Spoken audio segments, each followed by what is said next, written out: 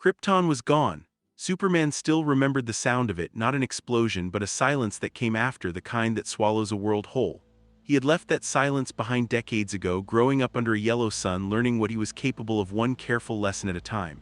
He had fought gods, moved planets, held back extinction. He thought he understood the shape of his life, then the sky tore open. There was no warning. No portal shimmering into existence, no countdown, no villain's monologue. One moment he was over Metropolis, chasing down a satellite that had come loose from its orbit, and the next moment the air itself split apart in a wound of white light and he was falling through it. He did not know how long the fall lasted. Time inside the rupture did not behave the way time was supposed to behave. There was a pressure on his skin that no explosion had ever produced, a sensation like being unwritten and rewritten at the same time. He held on to one thought, the only thought that mattered in that place between places: keep moving forward. And then the light released him. He hit open air over an unfamiliar skyline, and instinct took over before conscious thought could catch up.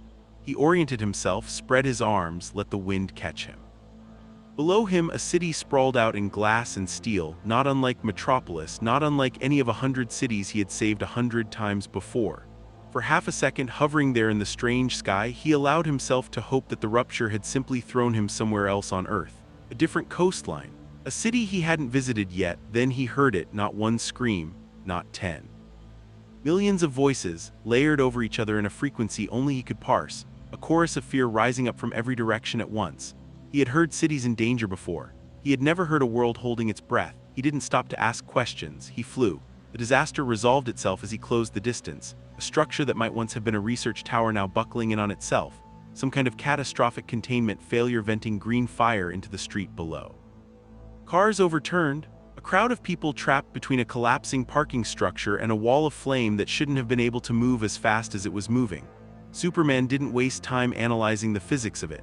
He dove. He caught the collapsing section of parking structure with both hands, feeling steel groan and buckle against his grip, and held it long enough for the people beneath it to scramble free.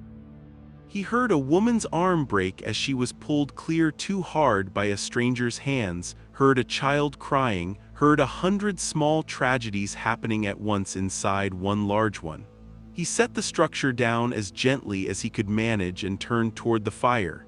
That was when the blur hit it. Something moved through the flame at a speed that displaced the air around it in a visible shockwave, a streak of motion that ended in an impact so precise the fire simply stopped existing where it landed, snuffed out like a candle between two fingers. Superman had a fraction of a second to register the shape of a man standing where an inferno had been, cape, dark hair, a stance that spoke of absolute confidence in his own strength, before that man turned, saw him, and closed the distance between them in the blink of an eye. They stood in the wreckage together, two strangers, both breathing hard, both radiating the specific stillness of beings who had just stopped being afraid because the danger was already over. "Not from around here," the stranger said. It wasn't a question. His voice carried an easy, almost amused authority, the voice of someone who had never once doubted his own capabilities. Superman looked at the burning wreckage, the people running for safety, the strange logo stitched into the fabric of this man's suit, an insignia unlike anything he recognized. "No," he admitted, "I'm not."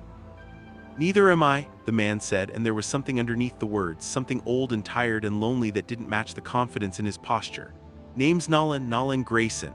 "Clark," Superman said, then caught himself, some old habit of secrecy rising up out of muscle memory before he remembered he had no secret identity to protect on a world where nobody knew his face. "Superman, most people call me Superman." Nolan's eyebrows rose slightly. "Fitting name." Together they turned back to the disaster. There was still work to do: civilians trapped on higher floors, a gas main threatening to ignite, emergency vehicles unable to get close enough through the debris. Superman didn't need to be told what to do. He simply did it the same way he always did, and beside him, Nolan did the same. They fell into rhythm without discussing it, without needing to discuss it. Superman lifted a collapsed section of roadway. Nolan cleared the trapped families beneath it in half a second, moving faster than the human eye could track. Superman caught a falling elevator car with a family inside, lowering it gently to the ground. Nolan tore through a jammed fire door to let paramedics through to the wounded. Within minutes, what had promised to be a catastrophe had become a story people would tell for years. Two men who could move mountains, working together as though they had trained for it their whole lives, though neither had ever seen the other before that morning. When the smoke cleared and the sirens started to calm, the two of them rose together above the city, hovering in the open air where the wind carried away the smell of ash. Below them, people were already pulling out their phones, already pointing upward, already beginning to understand that something extraordinary had happened. "You didn't answer my question," Nolan said, studying him with open curiosity now, the kind of look a man gives something he's trying to solve. "Where are you from?" Superman looked down at the city, unfamiliar in every particular and yet aching with a strange familiarity, the specific gravity of human lives going about their business, oblivious to how close they had just come to disaster. "It's a long story," he said. "I'm still working out where here even is." "Earth," Nolan said simply. Then after a pause, something that might have been the beginning of a smile. "You get thrown through a wormhole too." Superman turned to look at him directly for the first time, really looking, and saw something he recognized immediately, the specific loneliness of a man who had spent years being the strongest person in every room he ever entered, and had learned the hard way what that isolation costs a person. It was a loneliness Superman knew intimately. He had felt it his whole life, the careful distance he kept from ordinary people, the fear of his own strength, the weight of being the only one of his kind, for the first time in longer than he could remember. He was looking at someone who might actually understand. "Exactly," Superman said, "but something like it." Nolan studied him a moment longer, and something in his expression shifted, some old wall coming down just slightly, just enough to let a little light through. "Well," he said, "welcome to Earth, Superman. I think you're going to like it here." He didn't know it yet, how could he, but this was the day everything changed. Not because of some grand cosmic mechanism, not because of a plan laid by any higher power, simply because two men who had spent their lives being alone had, for one accidental moment, found each other. The rupture that had brought Superman to this Earth had not been gentle with its arithmetic. He had crossed some threshold between realities, and whatever laws governed that crossing had apparently decided that a being of his caliber belonged in a world that already had need of one. It did not take him long to understand the scope of what he had landed in. This Earth had superheroes. It had always had superheroes. In fact, capes and flight and unbreakable skin were not novel concepts here the way they might have been on some quieter world. There was an entire apparatus built around managing beings like him. A global defense agency headed by a sharp, weathered man named Cecil Steele. A roster of established heroes with names like Darkwing, Bulletproof, Green Ghost, War Woman, all of whom greeted Superman's sudden arrival with a mixture of awe, suspicion, and professional curiosity. There were villains, too, the usual assortment of megalomaniacs and monsters that any world with superheroes eventually accumulates. And there was Omni-Man. Superman spent his first weeks on this Earth learning who Nolan Grayson was and what he meant to this world. Omni-Man had been here for over 20 years. The story went a member of an advanced alien race called the Viltrumites, sent to Earth ostensibly as a scout and eventual protector, tasked with guiding humanity's development the way a more powerful civilization might guide a younger one. He had married a human woman named Debbie. He had a teenage son, Mark, who was just beginning to show signs of inheriting his father's abilities. He had spent 2 decades saving lives, stopping disasters, becoming as much a fixture of this world's skyline as the sun itself. Cecil Steele was cautious with Superman at first, the way any careful man would be cautious of an unknown quantity with the power to depopulate a continent. There were meetings in secure facilities, tests conducted with instruments that strained and ultimately failed to properly measure the scope of what Superman was capable of. There were pointed questions about his intentions, his origin, his loyalties. Superman answered every question honestly because he had nothing to hide, and slowly the caution gave way to something like trust. It helped that he never stopped helping.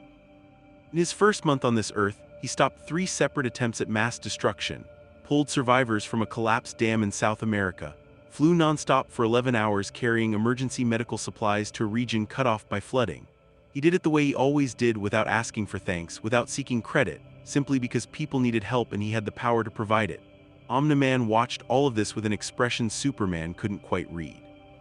They began working together more and more, first out of necessity. 2 beings of comparable strength were simply the most efficient response to the largest threats, and then, gradually, out of something that looked increasingly like friendship. They stopped an attempted invasion by an amphibious warlord who called himself the Mauler Twins, working in perfect tandem to counter an army of clone soldiers. They diverted an asteroid that would have wiped out the eastern seaboard, positioning themselves on opposite sides of the rock and pushing in concert until its trajectory bent safely away from the planet. They stood together against a rogue Flaxan incursion, an alien task force that had underestimated exactly how much resistance this particular planet could muster. The media loved it. Within 6 months, the two of them had names that appeared on magazine covers around the world. The Man of Steel and the Immortal Defender, Earth's ultimate line of defense. Children who had grown up idolizing Omni-Man now had two heroes to look up to instead of one.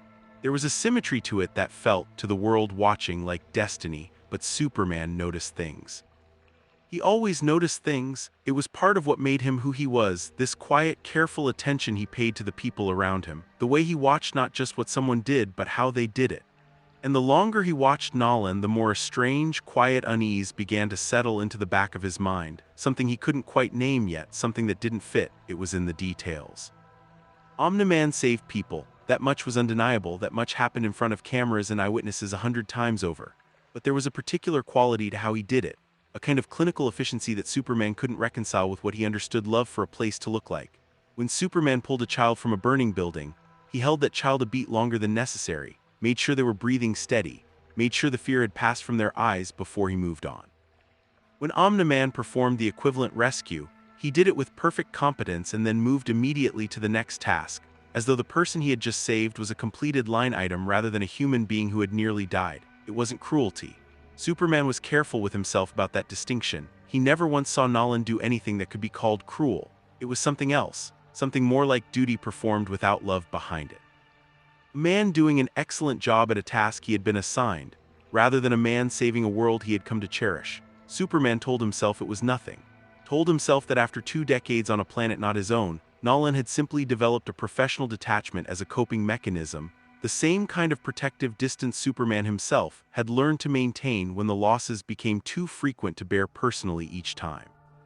He told himself that people showed love differently, that Nolan's steady, unglamorous consistency, showing up every single time for over 20 years, was its own kind of devotion, even if it didn't look the way Superman's devotion looked.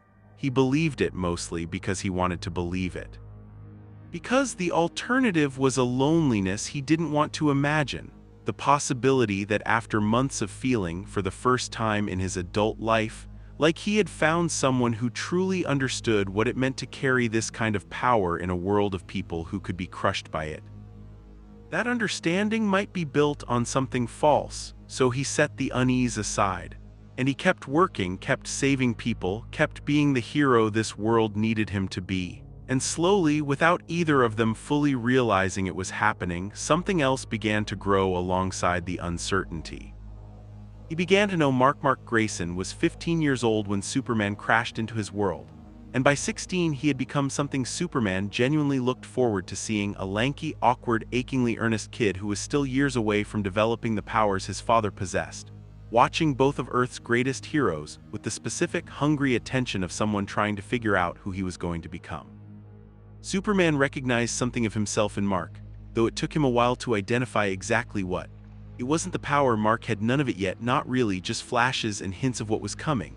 It was something in how Mark looked at the world, a kind of open, unguarded hope that Superman remembered having once before Krypton, before the weight of everything he'd survived had taught him to carry his hope more carefully.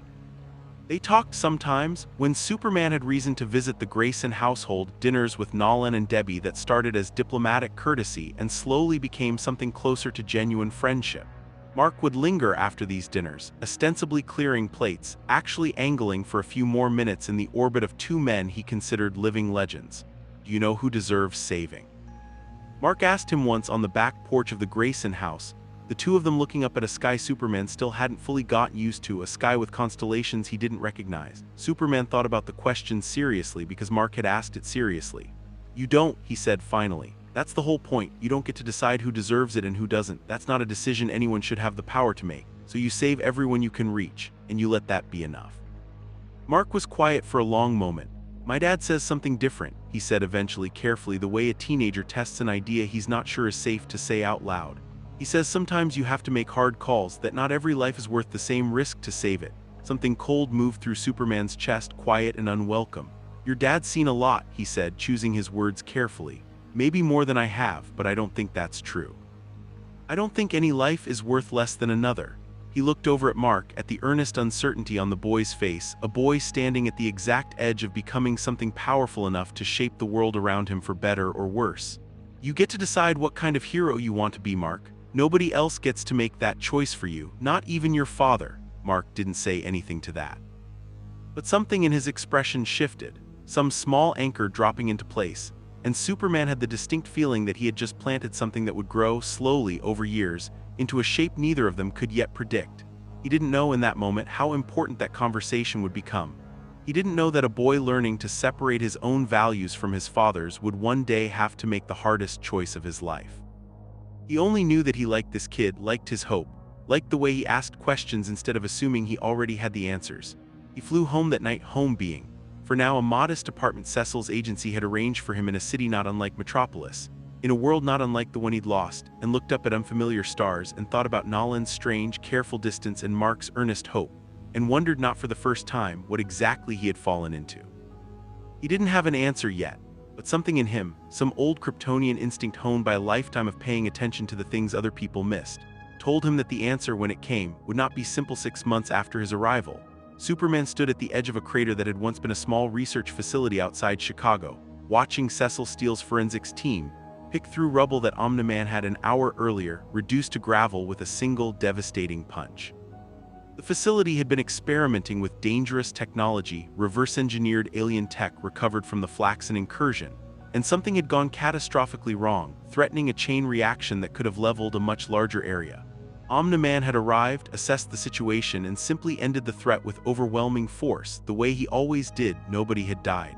That was the important thing, Superman reminded himself. Nolan's intervention had saved lives, exactly the way it was supposed to, but standing there at the crater's edge, watching Nolan hover a moment longer than necessary over the wreckage, not checking for survivors, not surveying for further danger, just standing there with an unreadable expression on his face, looking down at the destruction he'd caused with something that might have been satisfaction, Superman felt that same unease return, sharper this time, harder to dismiss. Nolan noticed him watching. Landed beside him, brushed dust from his cape with the casual unconcern of a man who had done this 10,000 times before. Overreaction probably, he said, nodding at the crater. But better safe. You didn't have to hit it that hard, Superman said, and he heard the careful neutrality in his own voice, the effort it took to keep an accusation out of a simple observation. Nolan looked at him, something flickering behind his eyes, surprise, maybe, or something more guarded. Maybe not, he said after a moment.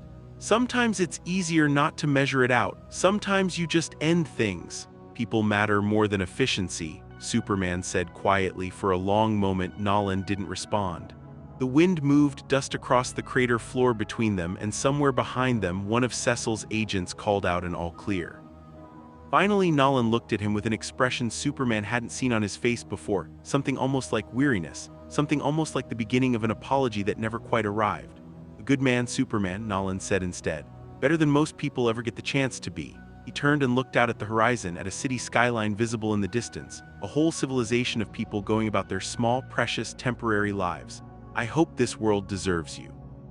He said it strangely, not as a compliment exactly, but as something closer to a question he was asking himself, one Superman wasn't meant to hear the full weight of.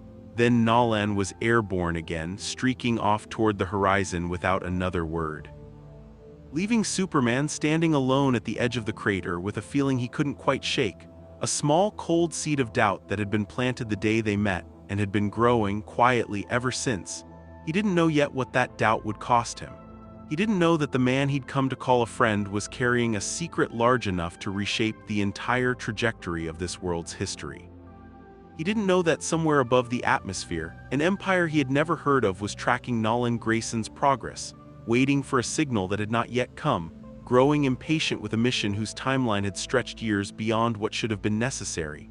All he knew was that something didn't add up, and Superman had never in his entire life been able to leave a mystery like that unexamined. Below him, the city carried on, unaware of how close it had already come twice now to truth that would break its world in half. Somewhere in that city, a 16-year-old boy was dreaming about the kind of hero he wanted to become. Somewhere else, a father was carrying a weight he had not yet found the courage to set down. And somewhere far above the clouds, in the cold silence between stars, the Viltrumite Empire waited. The countdown had already begun. Superman simply didn't know it yet. 2 more years passed before the cracks Superman had felt at the edge of that crater widened into something he could no longer explain away. They were, by any outside measure, the best years this Earth had ever known. With two beings of near-limitless power standing between humanity and catastrophe, disasters that once would have cost thousands of lives began resolving themselves in minutes. Cecil Steele's agency grew leaner, more confident, less desperate, the specific desperation of an organization that had spent decades bracing for the worst, and had finally been given room to breathe. The public adored Superman and Omni-Man with the kind of uncomplicated devotion usually reserved for figures out of myth. Toy companies manufactured action figures of both of them locked arm in arm. Talk show hosts joked that supervillainy itself was becoming an unprofitable career choice. Superman settled into this world the way a man settles into a house he never expected to live in but has, against all odds, come to love. He learned the particular rhythms of this Earth's dangers, the recurring threat of interdimensional incursions through unstable rifts, the occasional rogue Viltrumite scout who never seemed to stay long, the human villains whose ambitions never quite matched their competence. He learned the names of the people in the neighborhood where he'd settled, learned to love a diner 3 blocks from his apartment that made eggs the way his mother used to, on a planet that no longer existed except in memory. And he grew closer to Mark. It happened slowly, the way real friendships do, built out of 100 small moments rather than any single dramatic one. Mark, now 18, had begun to manifest his father's abilities in earnest, flight first, tentative and wobbly, then strength that grew by the month, then the beginnings of the invulnerability that would eventually make him nearly impossible to seriously injure. Nolan trained him, the way any father might, teaching him control, teaching him restraint, teaching him how to modulate strength that could otherwise flatten a house with an accidental handshake.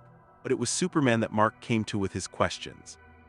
Not the technical ones, those belonged to Nolan, whose 2 decades of experience with Viltrumite physiology made him the obvious authority on how to fly, how to control momentum, how to land without cratering the pavement. It was the other questions, the harder ones, the ones that didn't have clean answers. There was a fire last week, Mark told him one evening, the two of them sitting on the roof of Mark's high school after a late practice session, the city spread out beneath them in a wash of amber streetlight. Apartment building, 6 stories. I got there before the fire department could, and there were people trapped on 2 different floors. I could only carry 2 people at a time without risking dropping someone. I had to choose who to save first. What did you do? Superman asked. I went for the floor with more people, Mark said. Made the math work, saved everyone eventually. But for like a full minute there were people on the other floor who didn't know if I was coming back for them. I could hear them screaming for help, and I had to leave them there and trust I'd get back in time. He looked down at his hands, at fingers that had grown strong enough to bend steel. My dad says that's just what the job is. That you can't save everyone equally at the same time, so you stop being sentimental about the math and you just do what saves the most people. Superman was quiet for a moment, watching the city lights below them, thinking about Nolan's words filtered through his son, wondering how much of Nolan's philosophy Mark had absorbed without ever fully examining it. Your dad's not wrong that sometimes you have to make impossible choices, Superman said finally. That's true.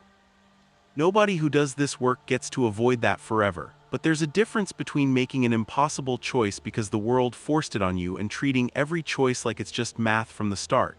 He turned to look at Mark directly. You said you could hear them screaming. You said it bothered you having to leave them for that minute. Yeah, Mark said quietly. Good, Superman said. Don't lose that. The day it stops bothering you, the day saving people starts feeling like just moving numbers around, prioritizing without any weight behind the choice, that's the day you should worry about who you're becoming. He looked back out at the skyline. Your dad saved this world more times than anyone will ever know. I mean that, he's not wrong about the mechanics of hard choices, but there's a version of that wisdom that curdles into something colder if you're not careful. Don't let necessity turn into indifference. The moment it stops hurting to leave someone screaming for even a minute, you've lost something you can't easily get back. Mark didn't say anything for a long while, then quietly, sometimes I think my dad already lost that, a long time ago, before I was born maybe. He glanced at Superman, something uncertain in his expression, like he'd said something he wasn't supposed to say out loud. Is that a terrible thing to think about your own father? Superman thought about the crater outside Chicago, about Nolan's strange weariness, about the way he'd asked, I hope this world deserves you, like a question directed inward rather than outward. I don't think it's terrible, he said carefully. I think it means you're paying attention. That's not the same as betrayal. Paying attention to the people you love, even when what you notice makes you uncomfortable, that's not disloyalty. That's what actually caring about someone looks like. Mark seemed to turn that over for a long time before he finally spoke again. "You believe every life matters," he said. "Not just the ones that are easy to save, not just the ones that make the math work out clean. You actually believe that, don't you?" "Do," Superman said simply. "Do you know who deserves saving?" It was the same question Mark had asked him 2 years earlier on the back porch of the Grayson house, when he'd been 16 and still mostly powerless and trying to figure out what kind of person he wanted to grow into. Superman recognized it as a test, Mark asking the same question again, older now, wanting to see if the answer would still hold up under more scrutiny. "You don't," Superman said again. "That's why you save everyone." Something settled in Mark's face when he heard it, not surprise because he'd heard the answer before, but something like relief, like confirmation of a foundation he'd been quietly building for 2 years without fully realizing it. He nodded once and didn't say anything else, and the two of them sat together on the rooftop in comfortable silence, watching the city breathe beneath them, and Superman felt, not for the first time, a fierce and unexpected protectiveness toward this kid who wasn't his own, who belonged to a father whose heart Superman was beginning to suspect he didn't fully understand. He didn't know it yet, but that conversation and a dozen others like it, scattered across 2 years of rooftops and late-night patrols and quiet moments between disasters, was doing something quietly seismic. It was giving Mark a second compass. Not a replacement for his father, not a rejection of everything Nolan had taught him about strength and control and the mechanics of power, something additional. A second set of values to weigh against the first, a second voice in his head when the moment came to decide what kind of hero, what kind of man he was going to be. Nolan, watching all of this from the careful distance he seemed to maintain even within his own family, said nothing about it. But Superman noticed him noticing. Noticed the particular stillness that came over Nolan's face on the rare occasions he saw Mark and Superman together, deep in conversation, Mark's expression open in a way it rarely was around his own father. Superman told himself it was pride. A father watching his son find mentorship, find a second role model to learn from. He told himself that, and mostly he believed it. But there was another explanation, one that sat at the edge of his awareness and refused to be fully examined, one that would take him months more to finally look at directly.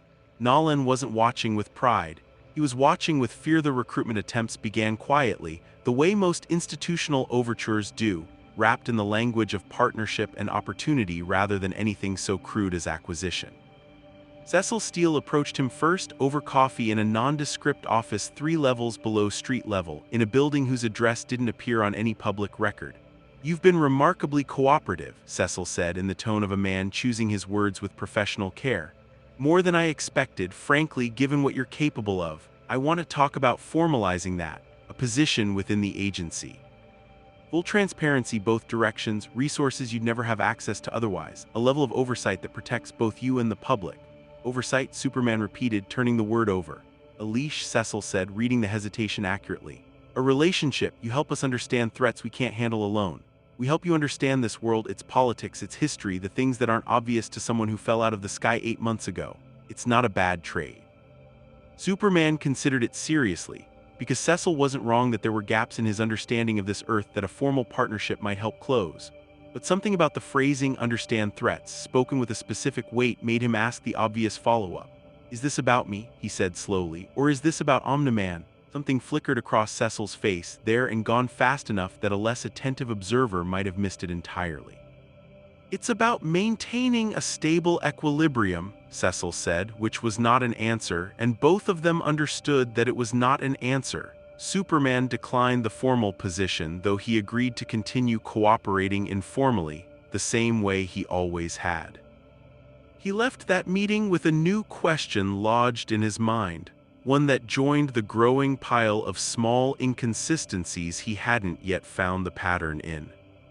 Why would Cecil Steele, who had spent 2 decades working alongside Omni-Man without apparent reservation, suddenly seem interested in an equilibrium that implied Omni-Man might someday become something that needed to be balanced against? The scientific establishment made its own approach not long after.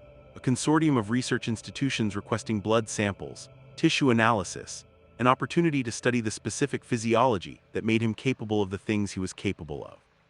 Superman allowed some of it, the non-invasive parts, curious himself about the differences between Kryptonian biology adapted to a yellow sun and whatever baseline human physiology looked like on this particular Earth. The scientists were fascinated, respectful, occasionally overreaching in ways he gently redirected. It was, on the whole, a benign kind of curiosity, nothing like exploitation. The third approach was less benign. It came from a shadow organization calling itself the Order of the Chorus, a coalition of powerful, morally ambiguous individuals who had made careers out of acquiring exactly the kind of assets Superman represented. Their pitch, delivered by an intermediary in a rooftop meeting Superman had agreed to purely out of curiosity, was refreshingly direct: unlimited resources, complete autonomy, a seat at a table that shaped global outcomes from the shadows, in exchange for aligning his considerable power with their considerable ambition.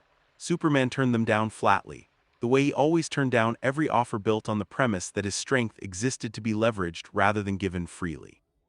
The intermediary, a sharp-eyed woman with an unreadable smile, took the rejection with more grace than he expected. "You'll find," she said, gathering her things to leave, "that most beings with your kind of power eventually stop pretending the world systems apply to them the same way. It's not corruption, it's just physics eventually. Power finds its level. Some of us like the world systems," Superman said, "even when they're inconvenient." She studied him a moment longer, something almost like genuine curiosity in her expression. "Your friend doesn't share that philosophy," she said, and something in the way she said it, casual, offhand, clearly meant as a parting needle rather than a real revelation, made Superman go very still. "What do you mean?" But she was already turning to leave, already done with the conversation, and she offered nothing further beyond a small, knowing smile over her shoulder as she disappeared into the city below. Superman stood on that rooftop a long time afterward, the sentence echoing in his mind, refusing to resolve into anything concrete. Another puzzle piece without a picture to fit into it. Was around this time that the first real threat of the year emerged, not an alien incursion or a natural disaster, but a supervillain calling himself Machine Head. A rogue technologist who had spent a decade building an army of combat drones, equipped with weaponry scavenged from a dozen different alien incursions over the years. He announced his intentions the way villains on this world tended to, with a citywide broadcast and an ultimatum: cede control of 3 major metropolitan areas to his authority, or watch his drone army level them. Superman and Omni-Man responded together, the way they always did for threats of this scale, and Mark, 18 now, with enough control over his own developing powers to be a real asset in a fight rather than a liability, joined them for the first time on a mission of this magnitude, at his father's grudging permission and his own insistence. The battle that followed was chaotic in a way few of their previous engagements had been. Machine Head's drones numbered in the thousands, coordinated by an AI sophisticated enough to adapt its tactics in real time, learning from each engagement and adjusting its formations accordingly. Superman found himself in the thick of it, catching drones out of the air by the dozen, using his own body as a shield for civilians caught in the crossfire, moving with the specific focus he brought to every fight where innocent lives hung in the balance. He lost track of Mark for several minutes in the chaos, and when he found him again, the boy was cornered, 3 drones bearing down on him at once, his own strength not yet matched by the experience to properly counter a coordinated assault, panic beginning to show at the edges of his composure. Superman was moving to help before he'd fully processed the danger, but Nolan got there first, faster than should have been possible even for a Viltrumite, tearing through all 3 drones in a single brutal motion that left nothing but scattered debris where the threat had been.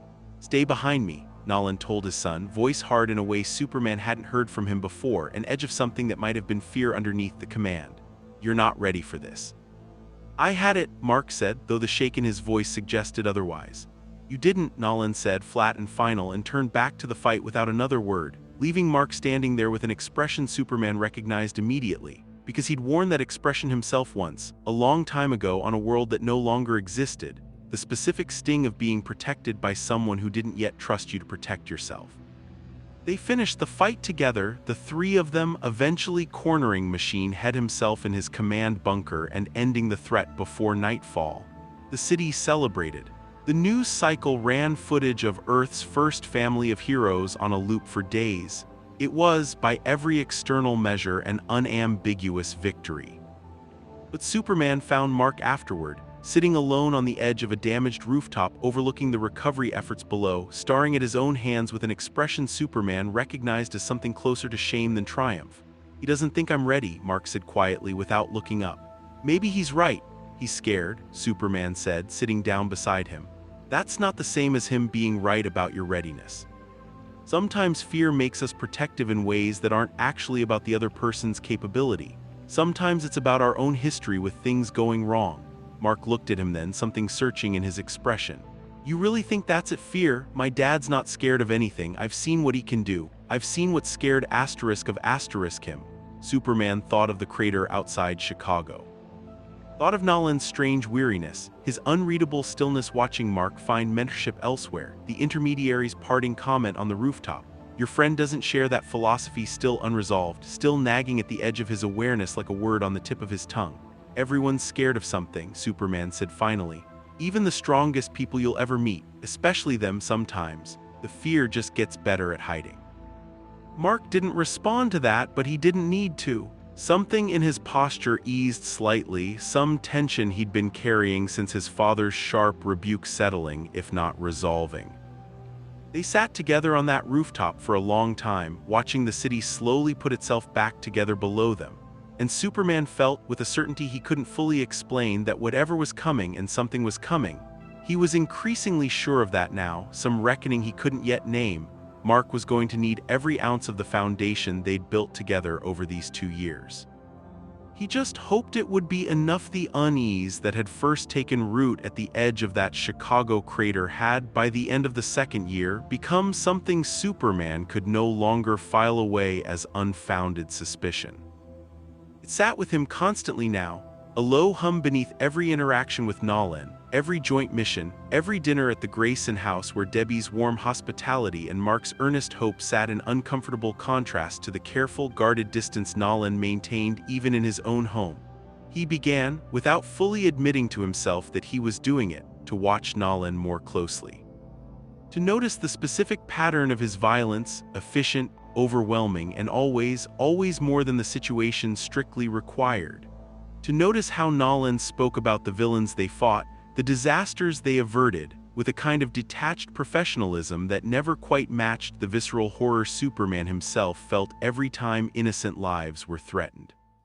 To notice the way Nolan sometimes looked at the Earth, at cities from altitude, at crowds from above, at the sprawling, fragile architecture of human civilization, with an expression that wasn't quite affection, something more like assessment.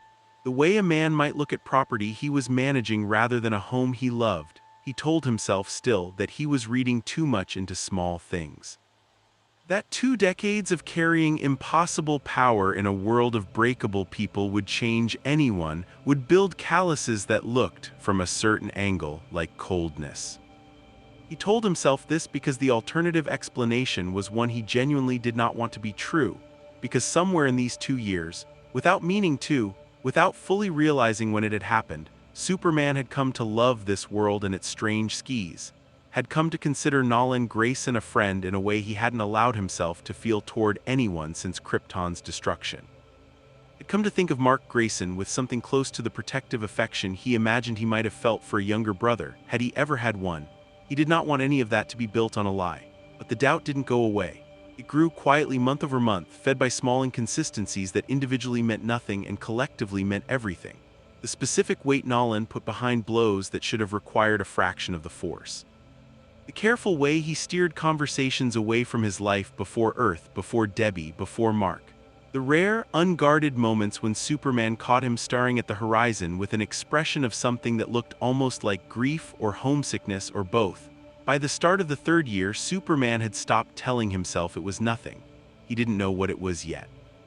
But he had begun, quietly and without telling anyone, to pay closer attention than he ever had before to Nolan's patterns, his absences, the small gaps in his story that had never quite added up. He didn't know that he was running out of time to figure it out on his own terms. He didn't know that in a matter of months, the Guardians of the Globe would be found dead in their headquarters, and the investigation that followed would drag every buried truth into the light at once, faster and more violently than he could have prepared for. All he knew, standing on his apartment balcony one quiet evening near the end of that 3rd year, looking out at a city he had come to genuinely love, was that something was coming. Something he couldn't yet name, but could feel gathering at the edges of his awareness like a storm system building strength over open water, patient and enormous and utterly indifferent to how unprepared he might be when it finally broke. He had no idea how right he was. The call came at 4:17 in the morning, Cecil Steele's voice on the line carrying a flatness Superman had never heard from him before. Not urgency, not panic, but something colder, something that sounded like a man reciting facts because the alternative was falling apart. Guardians headquarters, Cecil said. All of them, you need to see this yourself. Superman was airborne before the call ended. He reached the Guardians of the Globe's compound in under 4 minutes, a private island facility off the eastern coast that had until that morning housed the most storied superhero team on this earth, a team that had stood as this world's primary line of defense for nearly 2 decades before Superman had ever arrived, before Omni-Man had even finished earning the public's full trust. Darkwing, Green Ghost, War Woman, Aquarius, Red Rush, Martian Man. Names that Superman had come to know over 3 years as colleagues, occasional collaborators, people he respected. He landed in a courtyard lit by the harsh white glow of portable floodlights, and the smell hit him before the sight did, the specific, terrible smell of catastrophic violence, blood, and scorched material, and something else underneath it that his mind didn't want to name yet. Cecil was standing near the entrance, flanked by 2 agents in tactical gear who looked like they hadn't slept and weren't going to anytime soon. His face, when he turned to greet Superman, had the particular gray pallor of a man who had seen something that morning that would never fully leave him. Many, Superman said quietly. Of them, Cecil said again. Every single one. Superman walked into the compound alone because Cecil didn't offer to accompany him and Superman didn't ask him to. What he found inside would stay with him for the rest of his life, in the specific way that only true horror stays with a person, not as memory exactly, but as something that reshapes the architecture of how they see everything after. Darkwing had been thrown through 3 concrete walls before finally coming to rest, his body arranged at an angle that no human, no metahuman spine should have been capable of surviving. War Woman lay in the ruins of the command center, her armor, forged from a metal supposedly capable of resisting artillery fire, punctured clean through at the chest. Aquarius had been found in the compound's aquatic training facility, the water around him gone dark, his body bearing the specific, brutal signature of blunt force trauma delivered at a velocity that had turned tissue to something closer to liquid. Superman moved through the wreckage with the careful, methodical attention of a man forcing himself to observe details his heart didn't want to process, cataloging the specific nature of each death the way his training, Kryptonian instinct, honed over years of investigating disasters both natural and deliberate, compelled him to. He was not a detective by trade, but he had learned over a lifetime of arriving after the fact to disasters both accidental and orchestrated how to read a scene of destruction, how to understand what kind of force had been present by the shape of what it left behind. And what he found, moving from body to body, room to room, was a signature he had seen before. Not exactly no 2 acts of violence left identical marks, but close enough, consistent enough across every victim, that the pattern began to assert itself with a clarity he didn't want to acknowledge. The wounds weren't the product of blades or firearms or any conventional weapon. They were the product of raw, overwhelming physical force, delivered with a precision that suggested absolute confidence, no wasted motion, no hesitation, no struggle on the part of the attacker. Every blow had landed exactly where it needed to land to end a fight in a single strike. There had been no drawn-out battle here. 6 of Earth's most powerful heroes, killed not through a war of attrition but through 6 individual, perfectly executed, nearly instantaneous acts of violence. Superman had seen exactly one being on this Earth capable of that kind of precision at that kind of force. He told himself he was wrong. He told himself it repeatedly, standing in the wreckage of Martian Man's final stand, a room where the walls themselves had been cratered by an impact that had clearly killed before the hero even had time to raise a defense, and the refusal to accept what his own careful observation was telling him became, for the first time in his adult life, a genuine internal battle. He wanted more than he had wanted almost anything since Krypton's destruction, for the evidence in front of him to be wrong. But Superman had never been a person who could successfully lie to himself for long, and the longer he stood in that compound, the more the truth asserted itself with a terrible, undeniable weight. "Cecil," he said, emerging from the wreckage into the gray morning light, his voice carefully controlled in a way that took every ounce of discipline he possessed. "I need to see the security footage." Cecil's expression didn't change, but something in his posture shifted, some confirmation settling into place that told Superman the older man had already arrived at the same conclusion days or hours before Superman had, and had been waiting, dreading the moment someone else caught up to it. "There isn't any," Cecil said. "Whoever did this took the footage with them, every camera, every backup drive, cleared out like it never existed." "That's not an accident," Superman said. "That's someone who knew exactly where every camera in this facility was located. Someone with insider knowledge of Guardian security protocols." "I know," Cecil said quietly. They looked at each other for a long moment, and Superman understood in that silence that Cecil had already run through the same list of suspects Superman was now assembling in his own mind, and had already arrived at the same single name that fit every piece of evidence without contradiction. "It," Superman said. "I need to hear you say it, or I'm going to keep telling myself I'm wrong." Cecil closed his eyes briefly. When he opened them again, his voice was steady, professional, the voice of a man delivering an assessment he had hoped never to have to deliver. "The force profile matches Omni-Man's combat signature. The precision matches. The knowledge of facility layout and security protocol matches someone who's had over 2 decades of access to this compound as a trusted ally." He paused. "There's no one else on this planet capable of what happened here. Not with this level of control. Not with this little collateral damage to the surrounding structure for this much force applied." Superman felt something inside him go very still, the specific terrible stillness of a man standing at the edge of an understanding he had spent months, without fully admitting it to himself, dreading. "That's not proof," he said. And hated how thin his own voice sounded saying it. "No," Cecil agreed. "It's not proof. It's a working theory built on forensic pattern matching, and I would very much like you to go find me proof that it's wrong." He looked at Superman with an expression that was, for the first time since Superman had known him, something close to genuinely pleading. "Because if I'm right, we don't have a plan for this. We never built one. Nobody ever imagined we'd need a plan for the possibility that Omni-Man might be the threat instead of the solution." Superman stood in the ruins of the Guardians of the Globe's headquarters, surrounded by the bodies of 6 people he had considered, if not close friends, then trusted colleagues in a shared mission, and felt the entire architecture of the last 3 years of his life beginning to buckle under a weight he wasn't sure he could bear. He thought about the crater outside Chicago. About Nolan's strange weariness. About the intermediary on the rooftop. "Your friend doesn't share that philosophy," a sentence that had nagged at him for months without ever resolving into something concrete. Until now, standing in this compound, it resolved with a violence that felt almost physical. He thought about Mark. About 2 years of rooftop conversations, of teaching a boy that every life mattered equally, of watching that lesson take root and grow into something Mark was beginning to build his entire identity around. He thought about what this would do to Mark if it was true, what it would break in him. "I need to talk to him," Superman said finally, "before anyone else acts on this, before this becomes something the world reacts to instead of something we understand first." "Superman, I need to hear it from him," Superman said, and there was something in his voice now that Cecil apparently recognized as final, because the older man simply nodded once and stepped back. "Be careful," Cecil said.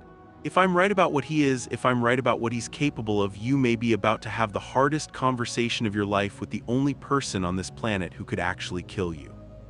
Superman looked at the older man for a long moment, thinking about Krypton, about the specific loneliness of being the last of something, about a friendship he had allowed himself to trust more deeply than he'd trusted anything since his own world ended. "I know," he said quietly.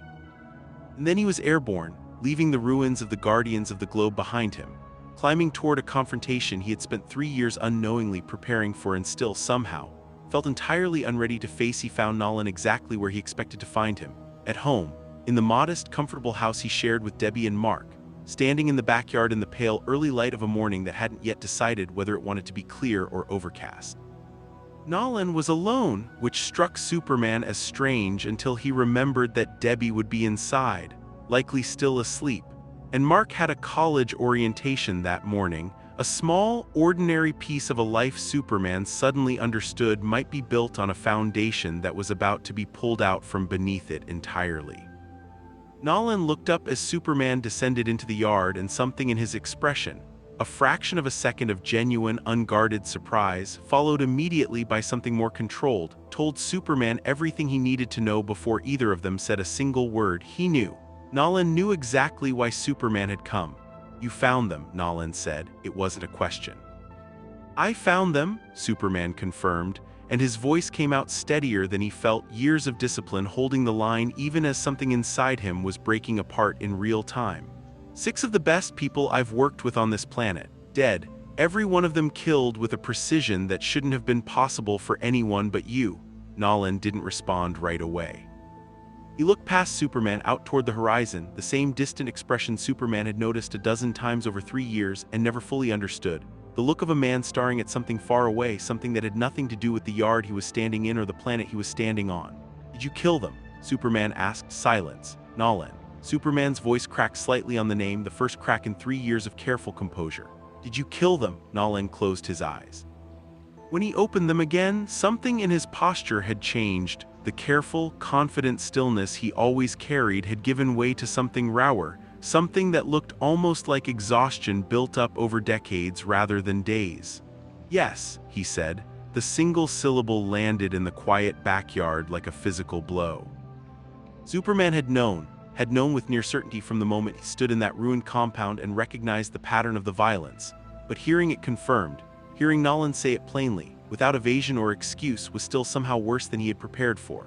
Why? Superman said, and it came out broken, not the composed question of an investigator but the raw demand of a man who had trusted someone completely, and needed to understand how that trust had been so thoroughly betrayed.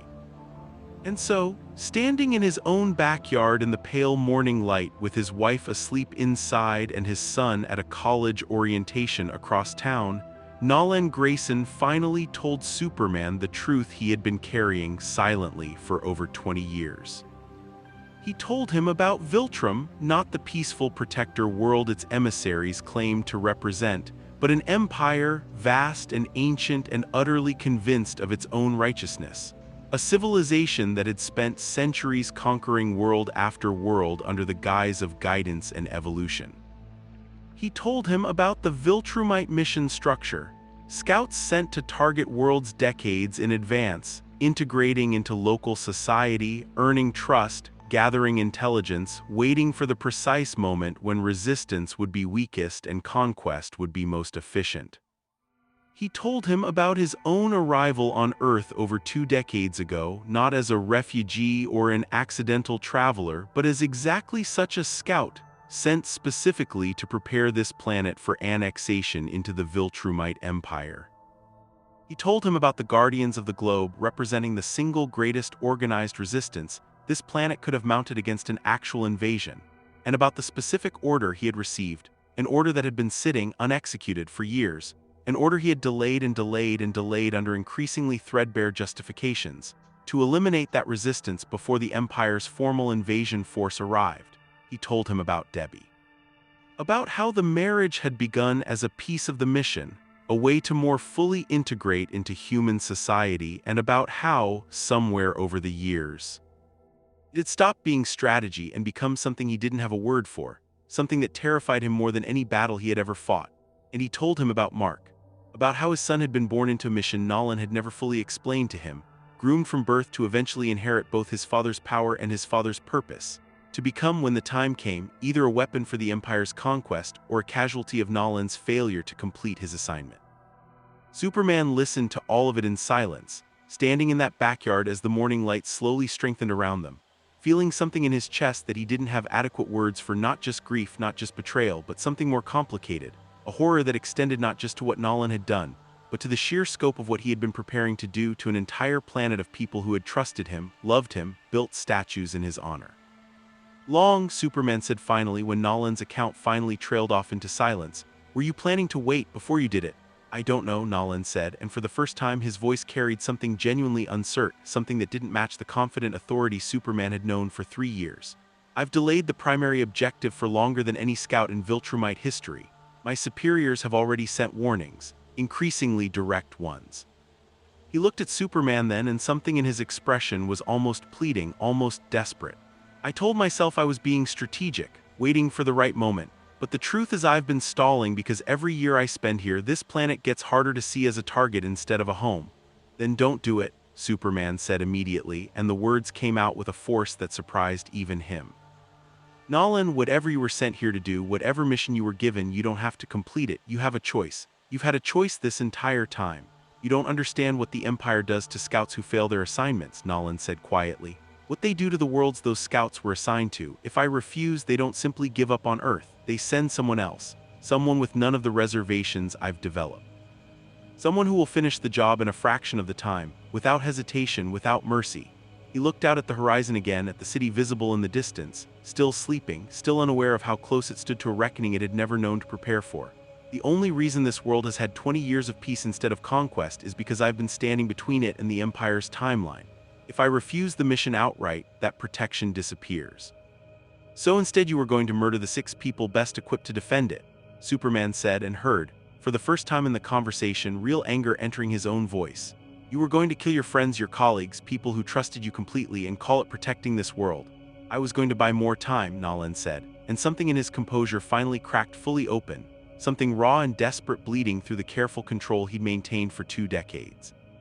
That's all I've ever been doing, Superman, buying time, delaying the inevitable, telling myself that every year I stall is another year Mark to grow up as something other than a weapon, another year this world gets to exist without the Empire's boot on its neck. I killed the Guardians because I told myself it would satisfy my superiors enough to buy another decade. That's the calculation I've been making. That's the math I've been running for 20 years, and I am so tired of running it. 2 of them stood in that backyard in silence for a long moment, the enormity of everything that had just been said settling over the space between them like a physical weight. After all these years, Superman said finally, quietly, do you actually believe humanity deserves to die, deserves to be conquered? You've lived among these people for 2 decades. You married one of them. You raised a son with one of them. You stood beside me and saved thousands of their lives with your own hands. He looked at Nolan directly, searching his face for an answer to a question that mattered more than any other question he had ever asked.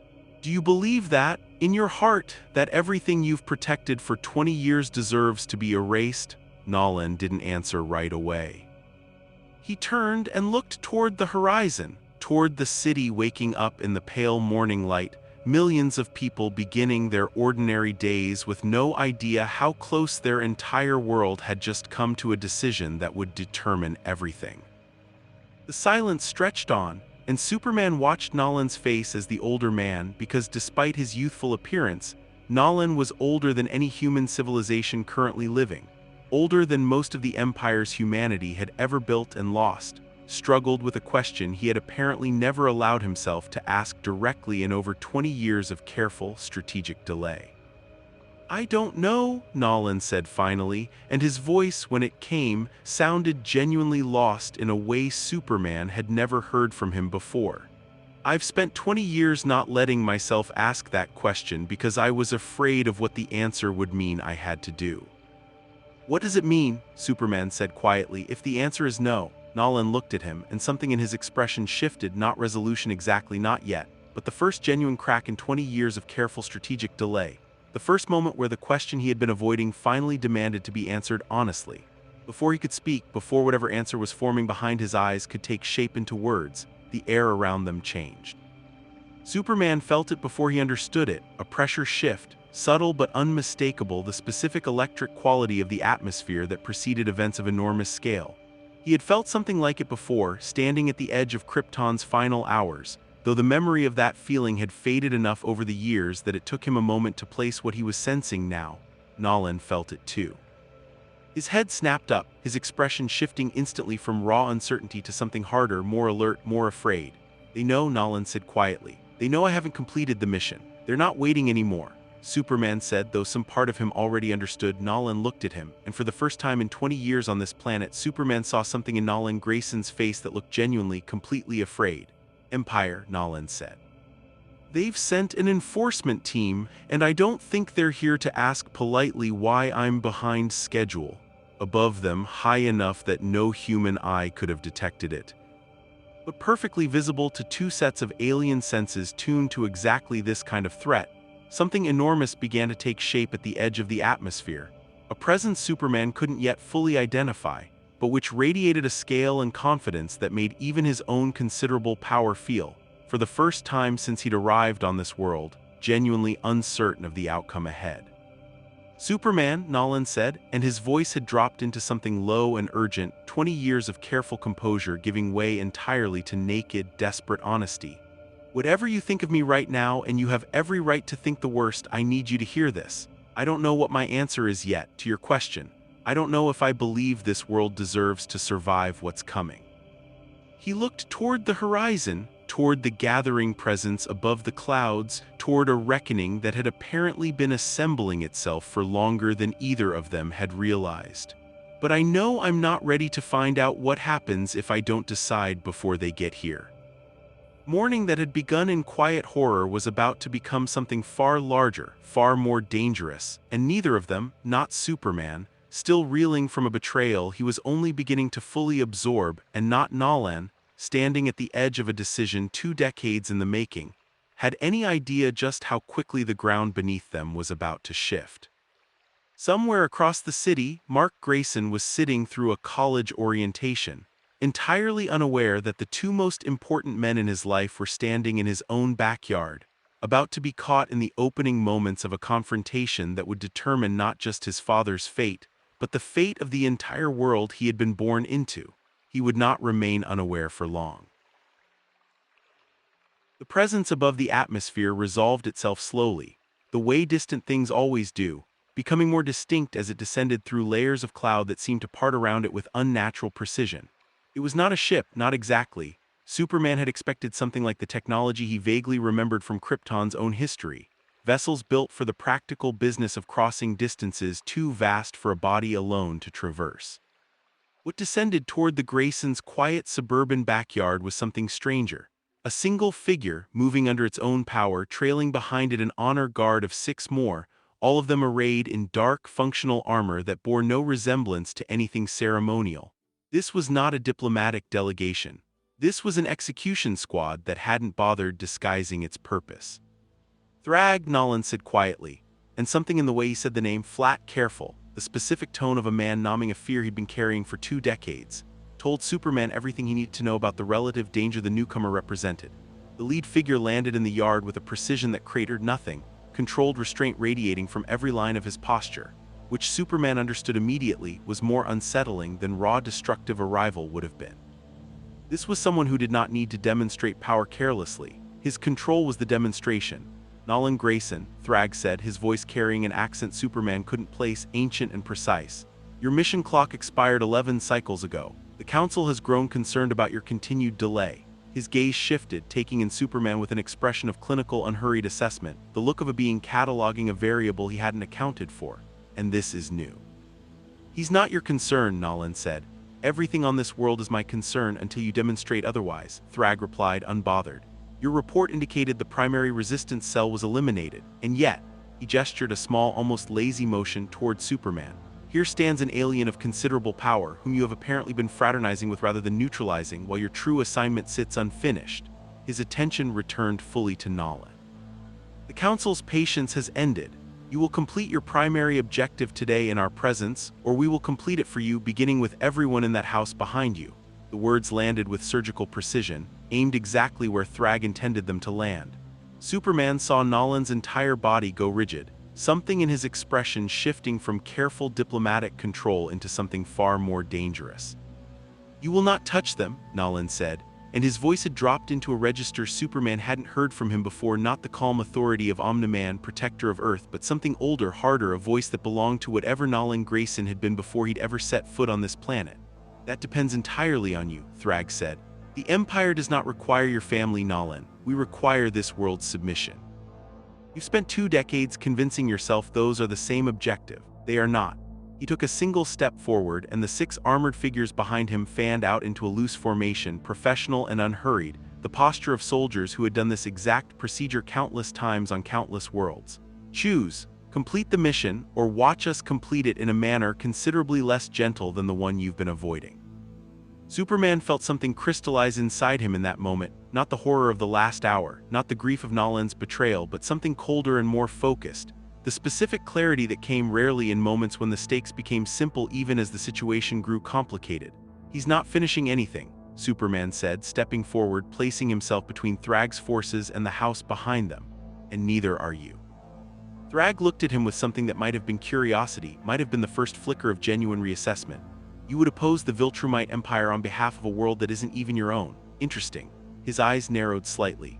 "Where are you from, alien? Your biology reads as unfamiliar, powerful but unfamiliar. Somewhere that doesn't exist anymore," Superman said. which is exactly why I understand better than anyone here what it costs when a world stops existing. I'm not going to watch it happen to another one. Thrag studied him for a long moment, and then, without any further preamble, without any further negotiation, he attacked. The strike came faster than anything Superman had ever faced, faster than the Kryptonian criminals he'd fought back when Krypton still stood, faster than any cosmic threat he'd encountered in his years protecting Metropolis. He barely got his arms up in time to absorb the impact, and even braced, even ready, the force of it sent him through 3 houses before he managed to arrest his own momentum, plowing a furrow through suburban lawns and shattering windows for a quarter mile. He came up fighting because there was no other option, meeting Thrag's follow-up strike with everything he had, and for a moment, one brief, electric moment, the two of them stood locked in a contest of raw strength that Superman genuinely didn't know the outcome of. Thrag was stronger. Not overwhelmingly so, not in a way that made the fight hopeless, but enough that Superman understood, with the clear-eyed assessment of a lifetime spent calibrating threats accurately, that this was the hardest physical fight of his life. Behind him, chaos had erupted. Nolan had engaged 2 of the armored Viltrumite soldiers simultaneously, moving with a speed and brutality Superman had glimpsed before but never seen unleashed without restraint.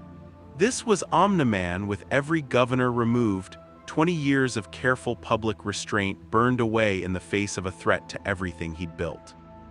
The remaining 4 soldiers had spread out, clearly intending to breach the house, and Superman felt a spike of pure animal fear cut through his focus on Thrag. Debbie was in that house. Debbie, who had no powers, no defenses, nothing but the thin walls of an ordinary suburban home between her and beings who had just leveled 6 of Earth's greatest heroes without apparent effort. He couldn't help her. Thrag's fists were already coming again, forcing his complete attention, and Superman understood with a sick certainty that if he diverted his focus even slightly, Thrag would end this fight in the same brutal, efficient manner the Guardians of the Globe had been ended. But Nolan hadn't stopped watching either. In the fraction of a second Superman's attention wavered toward the house, Nolan tore free from his own engagement, crossing the yard in a blur, and put himself between the advancing soldiers and his own front door with a violence that made his earlier restraint, years of careful, measured heroism, look like a different person entirely. "Not my family," Nolan roared, and the sound of it carried something beyond simple threat, something that vibrated with 20 years of buried rage finally given permission to surface. The fight that followed defied easy description. Superman had experienced combat on a cosmic scale before, but always in open space, always with room to maneuver without endangering the fragile world beneath him. This fight tore through a suburban neighborhood with a savagery that leveled entire blocks, that turned quiet streets into craters, that sent shockwaves rattling windows for miles in every direction. Superman fought Thrag through the air and across the ground, and at one point, through the foundation of an elementary school that had thankfully been empty at that early hour. Every exchange taught him something new about the limits of his own power. Thrag was faster in close combat, but Superman's endurance seemed to exceed his opponent's expectations, forcing repeated exchanges that should have ended the fight decisively and somehow never quite did. Nolan, meanwhile, fought with an efficiency that made his earlier restraint look almost gentle by comparison. He dispatched one soldier with a strike that Superman, in a fraction of a second glance, understood had been fatal, and turned immediately to the next, moving through his opponents with the specific brutal economy of someone who had spent 2 decades holding back and had finally, catastrophically, stopped.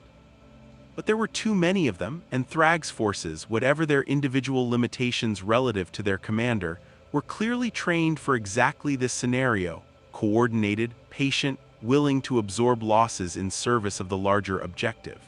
2 soldiers broke past Nolan's defense while he was engaged with a third, angling toward the house with single-minded focus. Superman saw it happen in the same instant Nolan did, and both of them understood, with the specific horror of parents and protectors watching a threat close in on someone they couldn't reach in time, that neither of them would make it there before the soldiers did. The door exploded outward instead of inward. Debbie Grayson stood in the wreckage of her own front entrance, a heavy iron skillet in one hand and an expression of pure, focused fury that had nothing to do with superhuman strength and everything to do with the specific, absolute courage of an ordinary woman defending her home.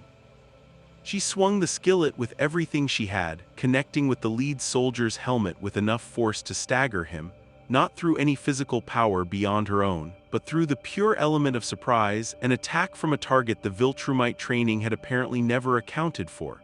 A fully human civilian willing to fight. It bought exactly the half-second Nolan needed.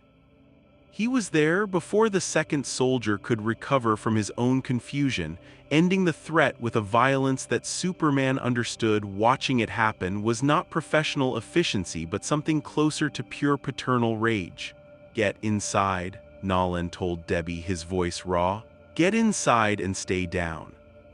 "Nolan, what is happening?" Debbie started, staring at the devastation spreading across their neighborhood, at the scattered wreckage of Viltrumite soldiers, at her husband's face contorted with an expression she had apparently never seen on him before in over 20 years of marriage. Later, Nolan said, and there was something in his voice that made Debbie, despite every instinct telling her to demand answers immediately, retreat back into the house without further argument. Across the yard, Thrag had used the momentary distraction to land a blow on Superman that sent him crashing through what remained of the elementary school's gymnasium, and Superman came up from the wreckage with blood at his temple, an injury that would have killed a human instantly, and that even his own considerable resilience registered as genuinely serious. Thrag approached at an unhurried pace, radiating the specific confidence of a being who had, in his estimation, already won.